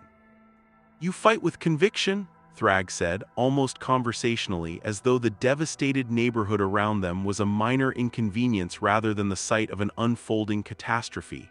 "I'll grant you that, but conviction has never once been sufficient against the Empire. Every world that has resisted us has discovered this same lesson, eventually at exactly this cost." "Then this world will be the first exception," Superman said, forcing himself upright, forcing his battered body to find the strength for one more exchange. "There are no exceptions," Thrag said almost gently, and came at him again. The fight that followed pushed Superman further than he had ever been pushed, a brutal, grinding contest that tested not just his strength but his endurance, his tactical thinking, his sheer stubborn refusal to accept defeat as inevitable. He was losing. He understood that clearly, with the same clear-eyed honesty he brought to every assessment, but he was losing slowly, and every additional second he survived was a second that mattered, a second that kept Thrag's attention fixed on him rather than on the family sheltering in the wreckage of their own home.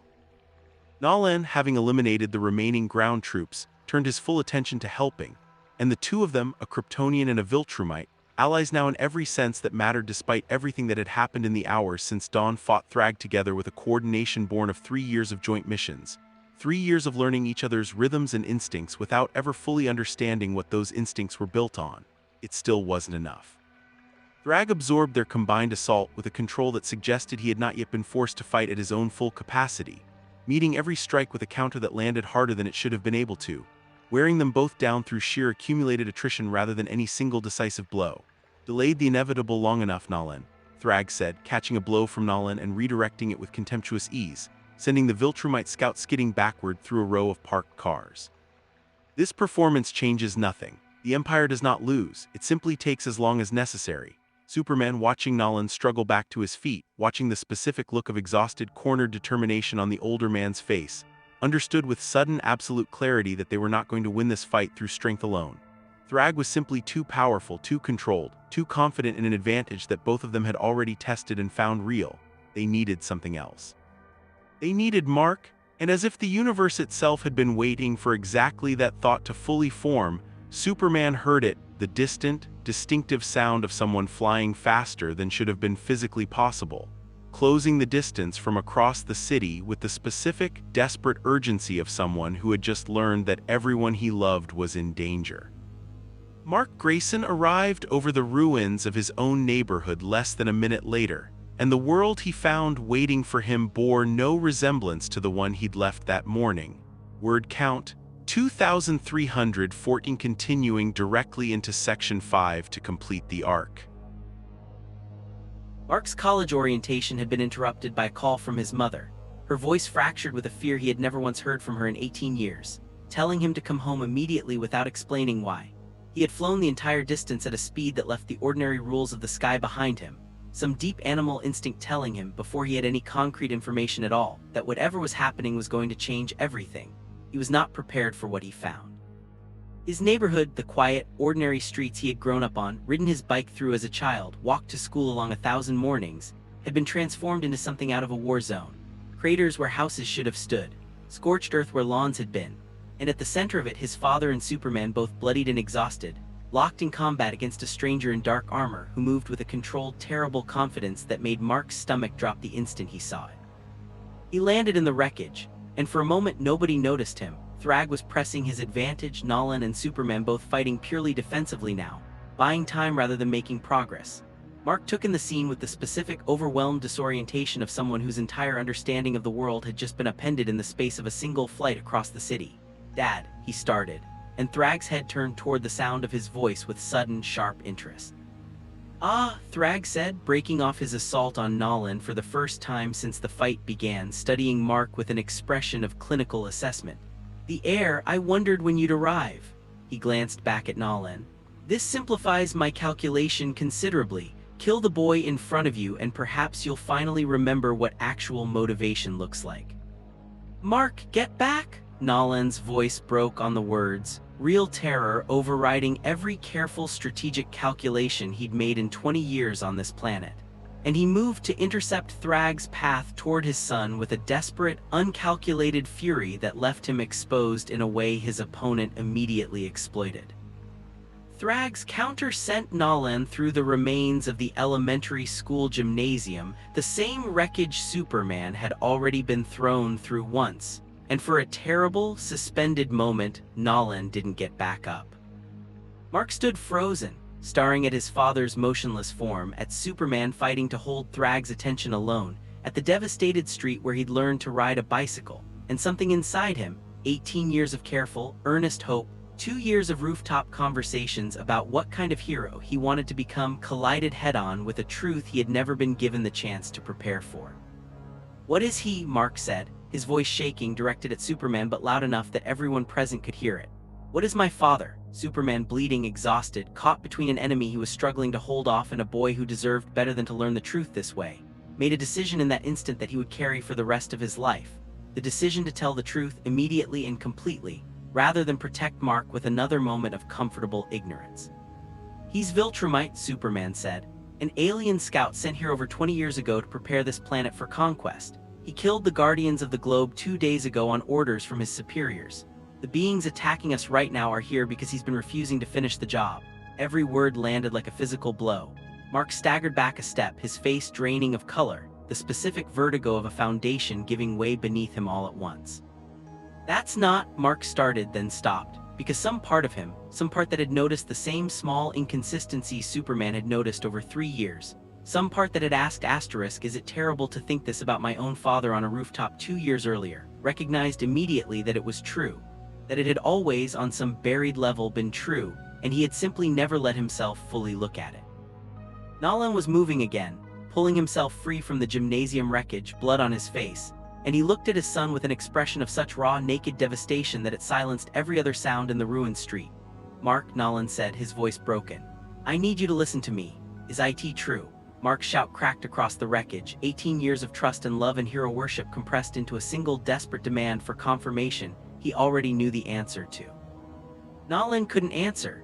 He opened his mouth and nothing came out, and the silence itself was answer enough. Something broke in Mark's face. And then, with a speed that surprised everyone present, including himself, he was moving not toward his father in comfort or confusion, but at him with the raw, uncontrolled force of 18 years of betrayal finding release all at once. Nolan didn't defend himself. He took the blow, a strike that would have shattered a human skeleton, that staggered even his own considerable resilience, without raising a hand to stop it, because some part of him understood in that moment that he had earned it, that this was a debt 20 years overdue. Superman got there before Mark could throw a second strike, catching the boy's arm mid-motion, holding him back with careful, absolute strength. "Lie to me," Mark screamed, struggling against Superman's grip, tears cutting through blood and dirt on his face. "Every single day of my life he lied. He's still your father," Superman said, and his voice, even amid the devastation, carried the same steady conviction that had anchored 2 years of rooftop conversations. "That doesn't erase what he did. Nothing erases what he did." but becoming his enemy right now doesn't heal what he broke. Just adds one more piece of wreckage to everything that's already been destroyed today. Then what am I supposed to do? Mark's voice cracked entirely, 18 years old and facing a truth no 18-year-old should ever have to face in the middle of a battlefield. Become better than him, Superman said simply. Not by destroying him, by choosing right now in this exact moment what kind of person you're going to be regardless of what he chose to be. You told me once that you believe every life matters. Prove it starting with his.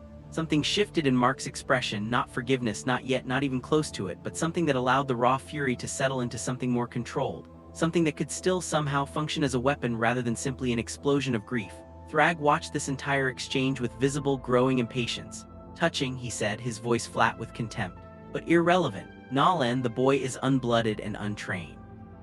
He changes nothing about the tactical situation. He raised a hand and Superman felt the atmosphere shift again, felt the specific pressure of something enormous gathering above them.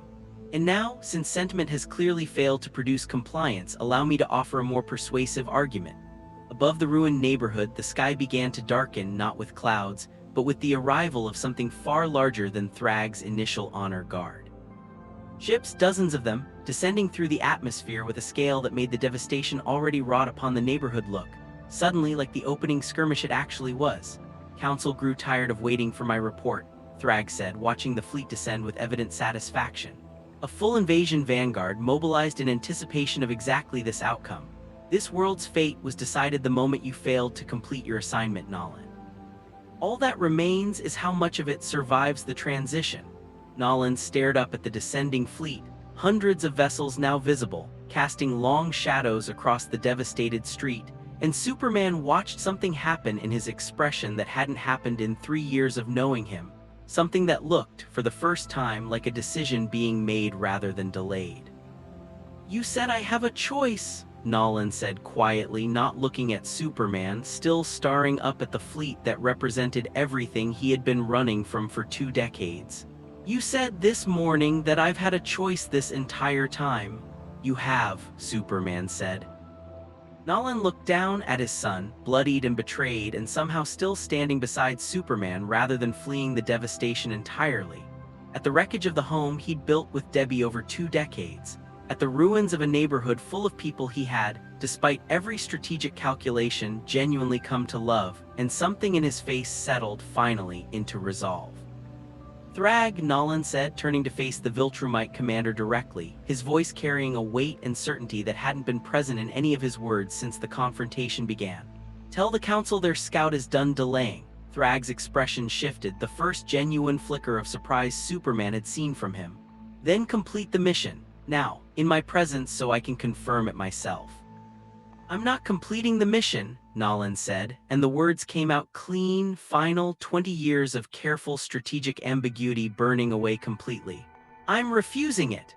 Silence that followed lasted only a fraction of a second, but it felt, to everyone standing in that ruined street, like it stretched on far longer. "This is my home," Nolan said, and his voice carried, finally unmistakably, the specific conviction of a man who had spent 20 years telling himself a lie about his own priorities, and had just in the space of a single catastrophic morning discovered the truth underneath it. "It has been for 20 years, whether I let myself admit it or not, and I am not going to let you take it."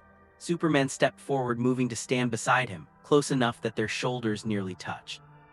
"Neither am I," he said. Behind them, Mark, bloodied, betrayed, still processing a truth that had shattered his entire understanding of his own life in the space of 20 minutes, took a single, unsteady step forward, closing the distance until he stood at his father's other side.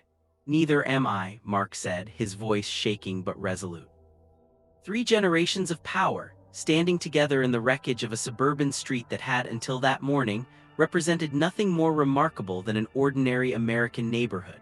A Kryptonian who had lost everything once already and refused to watch it happen to a second home.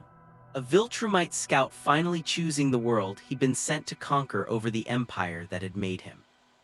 And a boy not yet 19, choosing in the worst possible circumstances what kind of man he was going to become. Above them, the invasion fleet continued its descent, hundreds of vessels casting the devastated neighborhood into shadow, indifferent to the small human drama unfolding beneath them, representing a scale of threat that made everything that had happened that morning look, suddenly, like nothing more than a prelude. Thrag studied the three of them for a long moment, something almost like genuine curiosity in his expression beneath the contempt. "You understand," he said finally, "that this changes nothing about the outcome. One scout's sentiment does not alter Viltrumite military doctrine. The fleet descending behind me will conquer this world regardless of how many of you stand together against it." "Maybe," Superman said, "but you'll have to earn it every step. And I don't think you understand yet exactly how expensive that's about to become." Thrag's answering smile carried no warmth at all. "We shall see." Behind him, the first wave of the invasion fleet began to make landfall, hundreds of Viltrumite soldiers descending toward a planet that, until that morning, had believed itself merely the home of two extraordinary heroes protecting it from ordinary threats.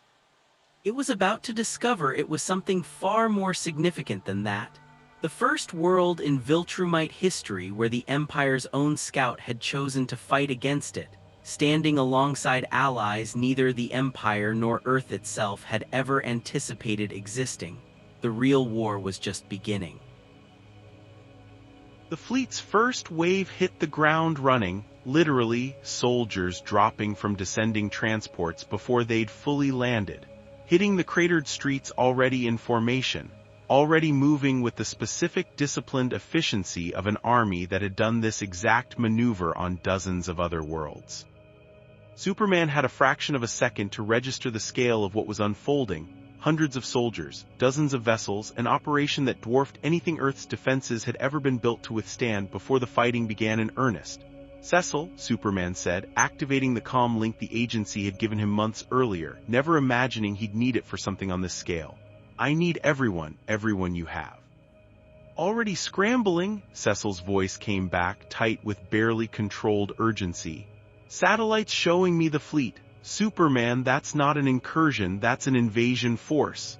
"I know," Superman said. "Get every hero on this continent to my location, we don't have time for anything else." He didn't wait for confirmation before turning back to the fight, because Thrag was already moving again, and beside him Nolan and Mark were bracing for an assault that Superman understood. With grim clarity, none of them were fully prepared to survive. Thrag came at the three of them together, no longer treating any of them as a lesser threat to be dismissed. His earlier contempt burned away by Nolan's refusal into something colder and more focused. He was still individually more powerful than any one of them. Faster than Superman, stronger than Nolan's diminished, exhausted reserves, infinitely more experienced than Mark's untested strength. But 3 against 1 changed the calculus in ways Thrag hadn't fully accounted for. And Superman watched in the opening exchanges, a Viltrumite commander who had expected an execution instead finding himself genuinely tested. Nolan fought with a fury that had nothing left to hold back. 20 years of careful restraint burned away entirely, every strike carrying the specific desperate power of a man defending something he had only just allowed himself to admit he loved. Mark fought clumsily by comparison, untrained, unpracticed, his strength still raw and unrefined, but he fought with a rage born of betrayal that made him unpredictable in a way Thrag's tactical training hadn't accounted for, throwing himself into exchanges with a recklessness that terrified Superman even as it occasionally, improbably connected. And Superman fought the way he always fought, relentlessly, protectively, positioning himself again and again between Thrag's strikes and the people he'd come to care about, absorbing damage that would have ended lesser fights, refusing simply to stay down. "Coordinate," Nolan shouted, ducking beneath a strike that took out what remained of a nearby garage. "Superman, left flank, force him toward me." They found their rhythm the way they'd found it years earlier. In their very first fight together against a burning research tower in a city Superman hadn't yet learned the name of, instinctive, wordless, two beings who had spent 3 years learning each other's patterns, now weaponizing that familiarity in the most literal sense possible. Superman drove Thrag backward with a series of controlled strikes, forcing the Viltrumite commander to commit to a defensive posture, and Nolan capitalized on the opening with a blow that finally, for the first time in the entire engagement, staggered their opponent visibly. It wasn't enough to win. But it was enough to buy time, and time, Superman understood with growing clarity, was exactly what they needed, because behind Thrag's advance, the rest of the invasion fleet was making landfall across the city, and Earth's response was beginning to arrive in force. War Woman's successor team, younger heroes who had trained under the fallen Guardians, less experienced but fiercely determined, arrived first, engaging the outlying invasion forces with a courage that made up considerably for their inexperience.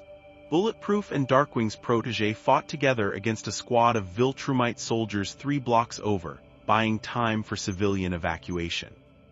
Green Ghost phased through a transport vessel's hull and disabled its systems from within, grounding an entire wave of reinforcements before they could deploy.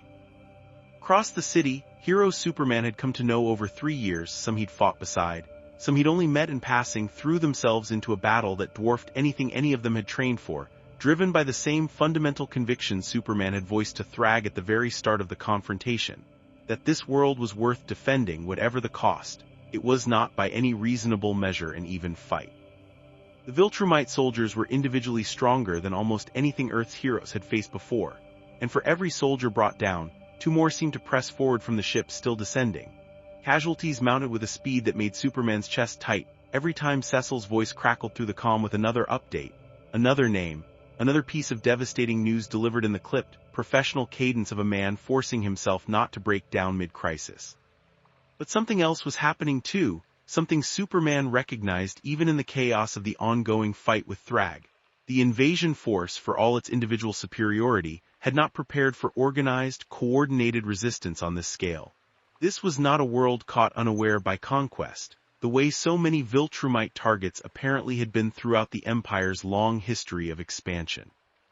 This was a world that had already spent decades building institutions, training heroes, developing the specific muscle memory of collective defense against catastrophic threats. Every disaster Superman and Omni-Man had faced together over 3 years, every alien incursion, every rogue threat, every moment Earth's heroes had been forced to coordinate under pressure, had been building toward exactly this kind of resistance, even though nobody had known it at the time. They didn't expect this, Nolan said, catching a brief respite as Thrag regrouped several yards away, assessing the growing chaos of Earth's counterattack with visible recalculation. 20 years of scouting reports and none of it prepared them for a planet this organized. Then let's make sure they regret underestimating us, Superman said. The fight resumed with renewed intensity, and this time something had shifted in the momentum. Thrag, forced to divide his attention between the 3 of them and the growing chaos of Earth's coordinated counterattack unfolding across the city, began making the kind of small tactical errors that a being of his experience should never have made, overcommitting to strikes that left him briefly exposed, underestimating Mark's raw, untrained power in a way that cost him a genuinely staggering blow to the jaw, failing to account for Nolan's intimate, decades-deep knowledge of exactly where a Viltrumite's physiology was most vulnerable. It still wasn't enough to defeat him outright. Thrag remained, individually, more powerful than any single member of the Alliance arrayed against him, but it was enough to fundamentally change the character of the fight, transforming it from a one-sided execution into something that increasingly resembled an actual contest, one whose outcome was no longer a foregone conclusion. High above the battle, something else began to happen. The remaining invasion transports, having deployed their initial waves of ground troops, began to encounter resistance of a different kind. Earth's own military, scrambled by Cecil's emergency protocols, engaging the fleet with weaponry that had been specifically developed over years of quiet, paranoid preparation for exactly this kind of extraterrestrial threat. Missiles that had been designed to counter the alien incursions this world had faced periodically over the decades found unexpected purchase against Viltrumite vessels that had apparently not anticipated a target world with this level of dedicated anti-invasion infrastructure. It wasn't enough to seriously threaten the fleet's overall capability, but it was enough to force caution, enough to slow the pace of the invasion's deployment, enough to buy precious additional minutes for Earth's heroes to organize and consolidate. Thrag, watching all of this unfold across multiple fronts simultaneously, began for the first time to show genuine signs of strain. "This is not the outcome my report anticipated," he said, breathing harder than he had at any previous point in the engagement, blocking a combined strike from Superman and Nolan with visible effort. "This world was assessed as minimal resistance. Standard scout integration timeline. Standard conquest protocol. Standard protocol didn't account for us. Superman said, pressing the advantage, driving Thrag backward through the wreckage of what had once been a quiet suburban intersection. Didn't account for a world that spent 3 years learning how to fight together. It didn't account for a scout who finally remembered what he was actually protecting. Sentiment, Thrag spat, recovering his footing, is not strategy, Nolan said, closing in from the opposite side, 20 years of buried conviction finally finding its full unrestrained voice. But it's exactly what you never accounted for. You built an empire on the assumption that every world eventually breaks the same way. That every scout eventually stops caring enough to resist. You were wrong about this one. 3 of them pressed their combined advantage, and for the first time in the entire engagement, Thrag was forced fully onto the defensive, giving ground street by street, his earlier contemptuous confidence replaced by something more calculating, more genuinely uncertain. It was in this moment, Thrag's composure finally cracking, the tide of the individual confrontation genuinely beginning to turn, that the broader battle reached its own inflection point. Across the city, Earth's coordinated resistance had begun to achieve something the Viltrumite invasion force had clearly not anticipated. Not victory, not yet, not by any measure, but something almost as valuable in the calculus of an interstellar empire built on efficient, low-cost conquest. Cost. The invasion was proving expensive. Vessels damaged, soldiers lost, timelines disrupted, and every additional hour of resistance representing resources the Empire would need to justify expending against a target that had been assessed before this engagement as low priority. Thrag's communicator crackled, a transmission Superman couldn't fully parse but whose effect on the Viltrumite commander was immediate and visible. A subtle shift in his posture that suggested new information had just fundamentally altered his tactical assessment. Council has ordered reassessment, Thrag said finally, and something in his voice carried, for the first time, genuine frustration rather than simple contempt. This engagement's cost-benefit ratio has exceeded acceptable parameters for a preliminary scouting conquest.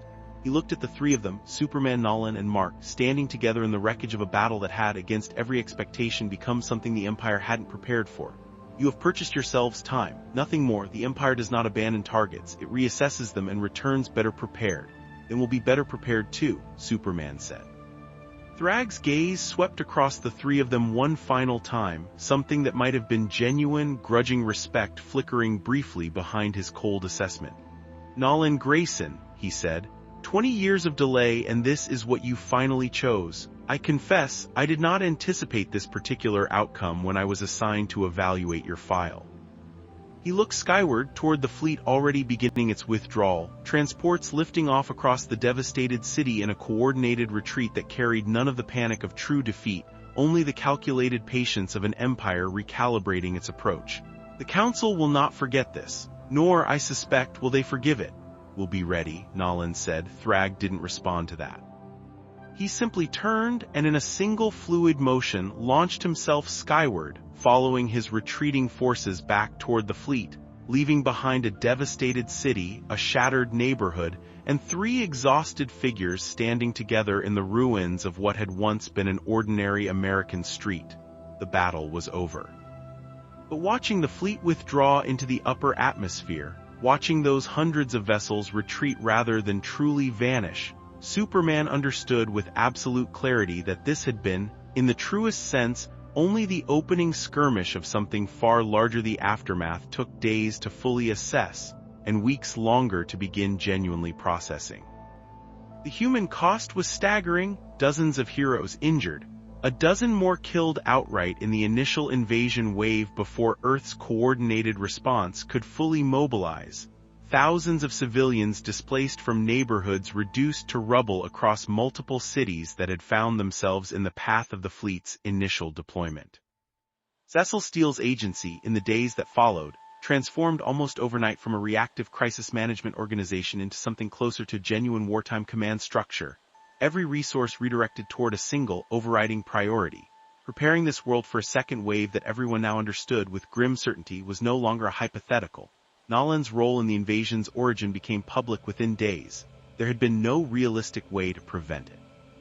Not with the scale of destruction the initial confrontation had wrought, not with the number of witnesses who had seen a being once celebrated as one of Earth's greatest heroes standing, however briefly, on the opposing side of an active alien invasion before his very public change of allegiance. The public reaction was predictably complicated, a volatile mixture of fear, betrayal, and cautious, uncertain hope. A world trying to reconcile 20 years of genuine heroism with the revelation of a hidden mission that had, for most of those 2 decades, pointed toward this planet's eventual conquest. Cecil Steele, for his part, made the decision, controversial within his own agency, and more controversial still among a public still processing the shock of everything that had happened, to formally reinstate Nolan's operational status, standing before cameras with an expression of grim, unglamorous honesty. "Not going to stand here and tell you what Nolan Grayson did wasn't a betrayal," Cecil said in a press conference that ran on every major network within hours. "It was. 6 people are dead because of decisions he made, and no amount of what happened afterward erases that fact or the grief of the people who loved them." He paused, letting that acknowledgement settle before continuing. "But I've also spent the last 3 days reviewing footage of that same man standing between an invasion fleet and this planet, refusing an order that would have ended this fight in his favor in exchange for everything he built here. I don't have a clean answer for what that makes him. I don't think anyone does yet. What I do know is that we are facing an enemy more powerful than anything this world has ever encountered, and I would rather have Nolan Grayson's 20 years of Viltrumite knowledge fighting beside us than sitting in a cell while that knowledge goes to waste." Decision did not sit well with everyone. Superman understood that better than most. He had spent hours in the days following the invasion talking with families of the fallen Guardians, absorbing grief and anger that had nowhere else productive to go, unable to offer anything beyond honest acknowledgement that Nolan's crimes were real, that forgiveness was not his to grant on behalf of people who had lost everything, and that the path forward would require this world to hold 2 difficult truths simultaneously. That Nolan Grayson had done something unforgivable, and that this world's survival against what was coming might well depend on his continued presence in the fight. Mark, in particular, struggled with this reality in ways that took weeks to even begin processing. He had lost in a single devastating morning the uncomplicated certainty of his own childhood, the specific foundational belief that his father was simply a hero, without qualification or hidden dimension. What replaced that certainty was something far more complicated. A father who had genuinely, deeply loved him and his mother, and who had also, for the majority of Mark's life, been actively planning the conquest of the only world Mark had ever known. Superman found him, 2 weeks after the battle, sitting on the same rooftop where they'd had their first real conversation years earlier, staring out at a city still visibly scarred by the fighting, cranes and construction crews working around the clock on emergency repairs that would take months, if not years, to fully complete. "I don't know how to feel about him," Mark said without preamble as Superman settled beside him. "Some days I think I understand why he did what he did. The pressure he was under, 20 years of running out the clock on an empire that doesn't forgive failure. And then other days I just think about the Guardians, about people I actually knew, who are dead because he decided their lives were an acceptable cost for buying a little more time." He looked at his hands, the same hands that had, weeks earlier, delivered a blow to his own father in the middle of a battlefield. "I don't know if those 2 feelings are supposed to cancel each other out or if I'm just supposed to carry both of them forever." "Probably," Superman said honestly. "I don't think grief and understanding are supposed to cancel each other out. I think you're supposed to carry them together, and it's going to be uncomfortable for a long time, and that discomfort doesn't mean you're doing it wrong." Mark was quiet for a long moment. "Do you forgive him?" Superman considered the question carefully because it deserved careful consideration. "I don't think forgiveness is really mine to give," he said finally. "The people he hurt directly, the families of the Guardians, that's their choice to make if they ever choose to make it at all, and I'm not going to pretend I have any right to speak for them."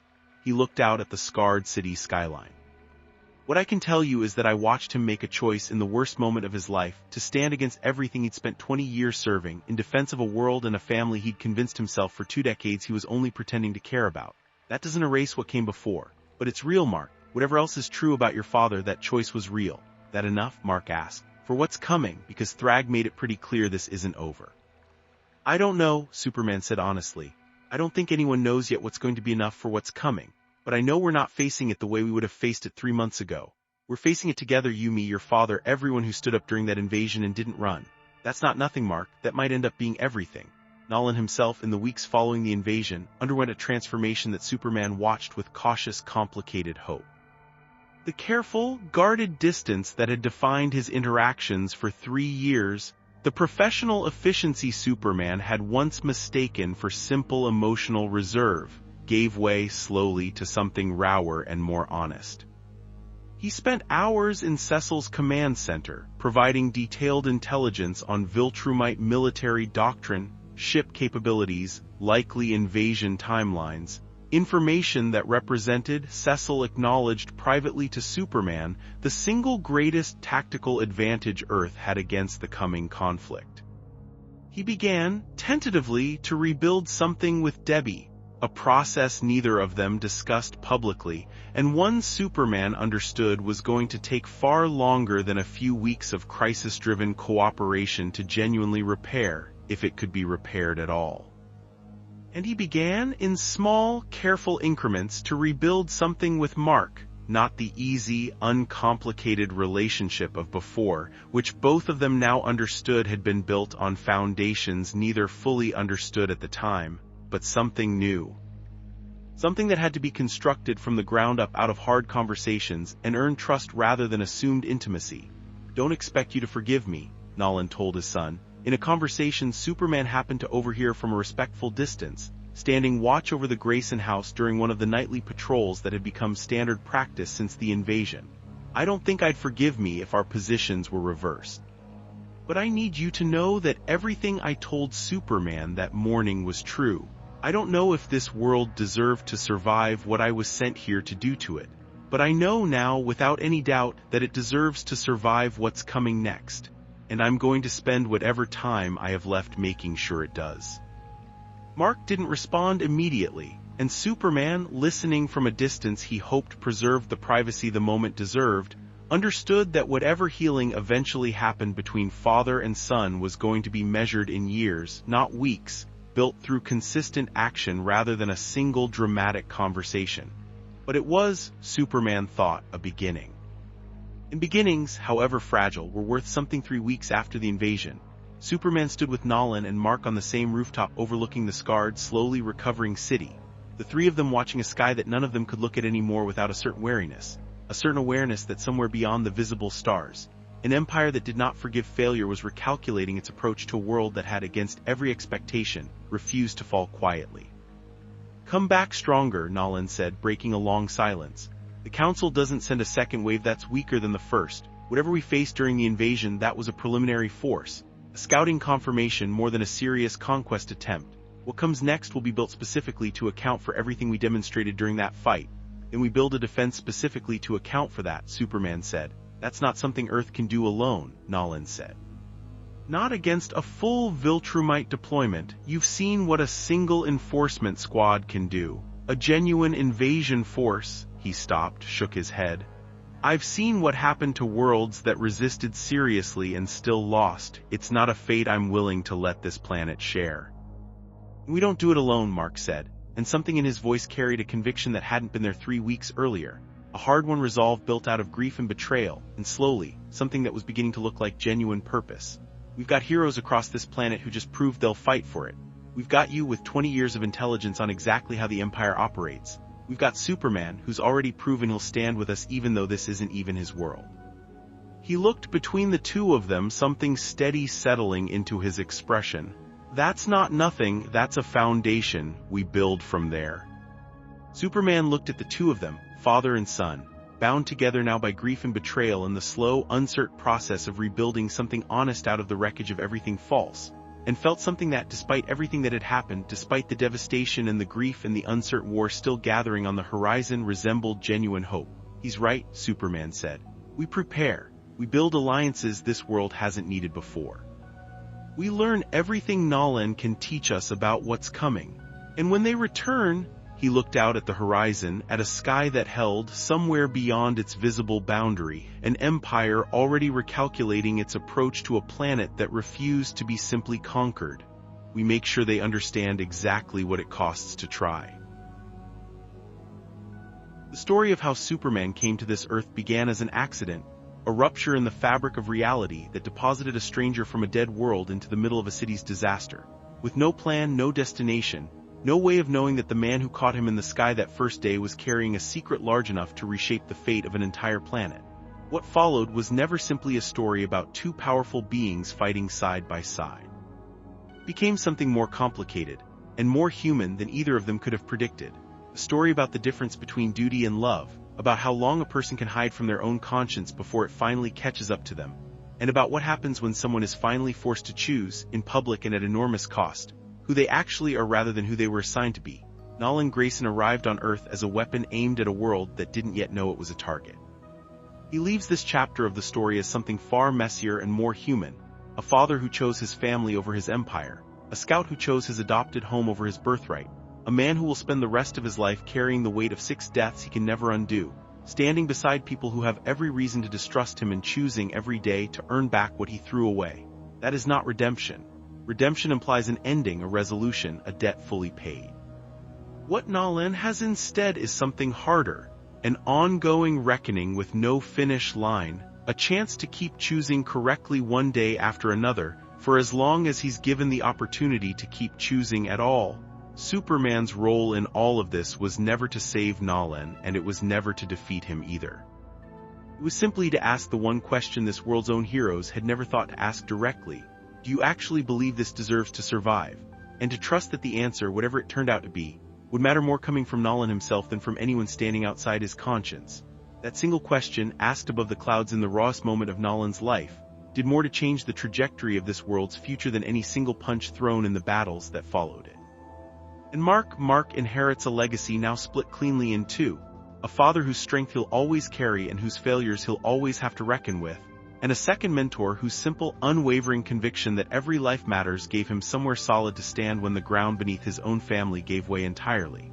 He is 18 years old, and he has already been forced to make choices that would break people twice his age. What he chooses to build from here, what kind of hero, what kind of son, what kind of man, is a story that has only just begun. This world is permanently changed. It has lost the comfortable certainty of believing its heroes were simply what they appeared to be. It has gained, in exchange, the harder, more valuable knowledge of what its people are capable of when the sky itself turns against them.